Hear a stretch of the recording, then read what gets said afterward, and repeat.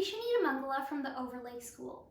I am presenting the following open original oratory speech for the 2022 Puget Sound District Qualifier. The day I learned to live, a piece of me died. It was August 2nd, 2021. I had enthusiastically signed up for a 2-week creative writing course with the School of the New York Times. On the first day of the course, I eagerly logged onto the Zoom call, where the instructor led us through a poetry writing exercise before asking for volunteers to share out their own poems.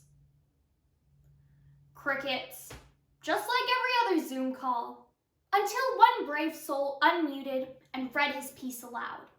The chat window instantly flooded with applause and encouraging comments for this student.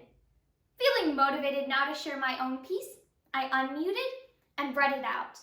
As soon as I finished, I immediately checked the chat window, where I found some encouraging comments, but not as many as the previous student had received.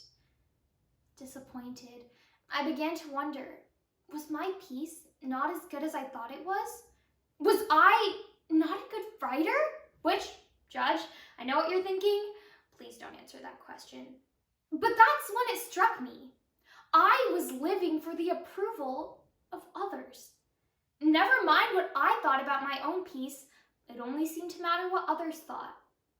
Psychologist Chantel Grady explains that from a very young age, we learn to rely on external validation to tell us if we are doing well in life or not.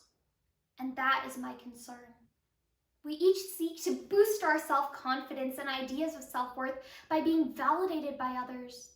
But the problem arises when external validation becomes our sole source of self-confidence.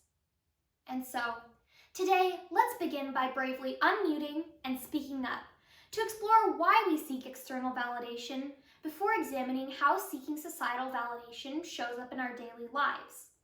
Next, check the chat window to read some constructive criticism as we observe how seeking external validation is detrimental, before finally rewriting our piece as we incorporate solutions on how to prevent our collective dependence on validation. Now, don't get me wrong. We all feel good when we receive a compliment, until that compliment becomes the only way you can feel good. According to Dr. Ben Ari, MD, for many people, praise can be a reflection of their self-worth. But the more you rely on outside sources, the less authentic and the more anxious you tend to be.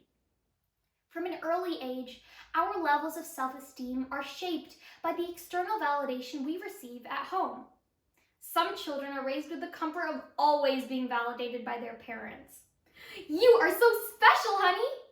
You are so smart. You are so pretty. These phrases may seem harmless and encouraging, but what happens when a child grows up and goes out into the real world? Who's there to tell them that they're the most special, the most intelligent, the most beautiful? Psychologist Brittany Saline explains that if you've been lauded and praised for your talent from day one, you're more likely to develop a dependence on that affirmation as you age. On the other end of the spectrum, some children feel the need to constantly seek their parents' approval simply because they are rarely validated by them. Whether a parent is building their child up or criticizing them, children need to see their parents' words not as a remark on their efforts, but rather as a remark on their character. Not having learned how to internally validate themselves, these children might grow up to have artificially high or low self-esteem levels, which oftentimes results in a dependency on the approval of others. A 2017 study conducted by the U.S. National Library of Medicine evaluated the correlation between an individual's need for approval and anxiety levels, and found that the more an individual needs approval from others, the more anxious they tend to be. One of the most common types of external validation is societal validation, which Forbes magazine defines as the positive approval or appraisal of someone based on societal norms.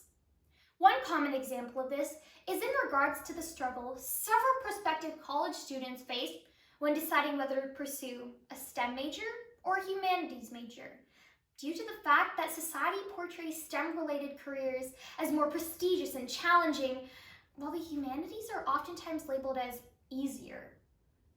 But as senior journalist Amanda Ruggieri from the BBC points out, in the efforts to gain validation from society, several students end up pushing themselves onto paths that set them up for less fulfilling lives. Every day, I see people justifying their life's choices to satisfy societal norms, whether it's a stay-at-home mom justifying her reasoning for not working, or even a college student justifying their reasoning for pursuing a certain major. Dr. Risa Stein, a professor of psychology at Rockhurst University, explains that seeking societal validation can result in us changing our thoughts or beliefs because someone else either approves or disapproves, and ascribing our self-worth to the approval of others. Now, I'm what many would call an old soul. In 5th grade, while all my classmates were listening to the latest hits by Ariana Grande, I was listening to songs from any Audrey Hepburn or Julie Andrews movie. While they all stayed up late watching Netflix, I did the crossword before going to bed by 9:30. For the most part, I was fine with having different interests. But one day, when one of my classmates asked me about Taylor Swift's latest album and received an, I haven't listened to it from me, my stomach slowly clenched up with uneasiness as I watched their reaction. First the eyebrow raise, then the side glance, and finally a squinty look that sent me a clear message. I wasn't cool enough for them. Having these types of conversations every day created a dependency for me on winning over their approval as I slowly began to change the type of music I listened to and the TV shows I watched, just for that external validation. This is an example of one of the most significant harms of seeking external validation: losing our individuality. Dr. Risa Stein goes on to explain that one false step and we lose that external validation. And then there goes our sense of identity, which is very damaging. Imagine sitting on your bed in the dark, scrolling through social media, counting the number of likes you received, comparing the number of followers you have to someone else.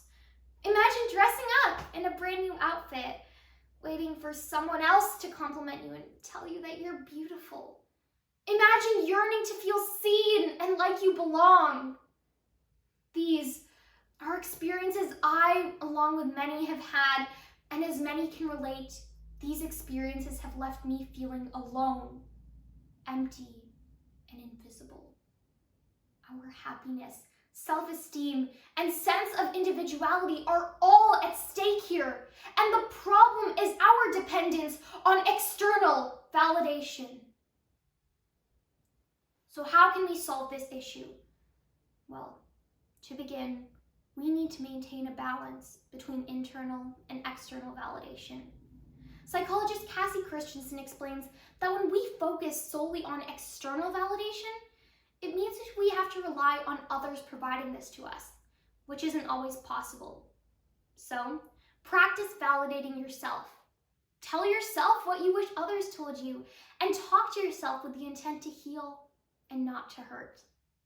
Foster Cline, author of Parenting with Love and Logic, explains that instead of providing praise or criticism, parents can consider posing questions to their children, like, how do you think you did?